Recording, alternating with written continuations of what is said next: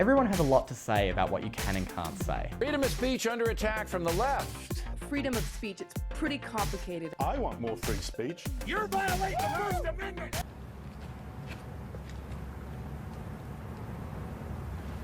You're not saying anything, Tony. Okay, not everyone. But free speech is big news right now, and no one really knows what it means. You don't have unlimited rights, so this is what you need to know about free speech.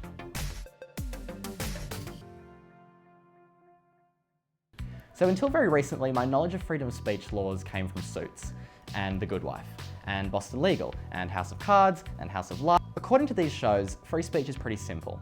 The Constitution means you have the right to say whatever you want to anyone. But that's not the case in Australia. You have to look at the High Court to find out what this means for you. We don't have an explicit constitutional right to freedom of speech. No, God! No, God, please, no! You do have an implied freedom of political communication. Now what that means is that the government can make laws to curb freedom of speech so long as they're in line with the court's definition of reasonable government. And that's why we see laws like the Racial Discrimination Act, which makes it illegal for Australians to say things that vilify or intimidate people based on their race. Now, old mate George Brandis The web address is part of the metadata. is not keen on this law. He says it's a direct violation of the principles of free speech. You can't say you believe in freedom of speech unless you accept that everybody has the right to freedom of speech. And that includes people whose views you detest. Also not keen on this law is Brendan O'Neill, who you might remember from being booed on Q&A. In fact, he doesn't like any laws that might curb freedom of speech at all. The harm of restricting freedom of speech is far worse than the harm of people feeling bad. And that's because whenever you restrict freedom of speech, whenever you call on someone in officialdom or some authoritative body to restrict freedom of speech, you're giving away a core freedom. You're giving away our right to hear everything, to make up our minds, to decide on what we think is good and bad.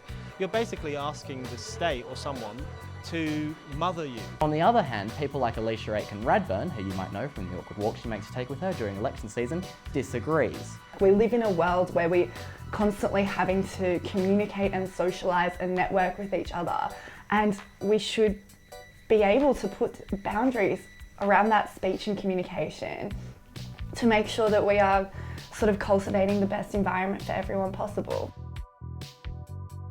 Let's say we have two people. Now let's call you John Smith and we'll call me Mark Latham. John might say, I believe in equal rights for men and women.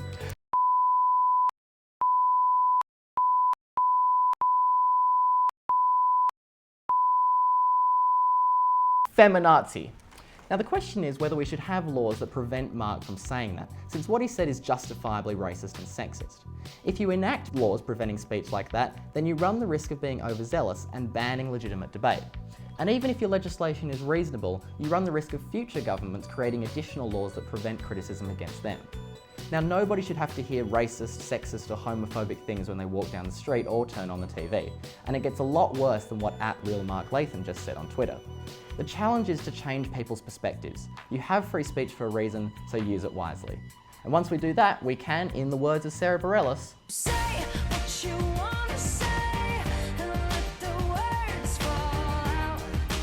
Honestly, I wanna see you be brave. and that's what you need to know about free speech.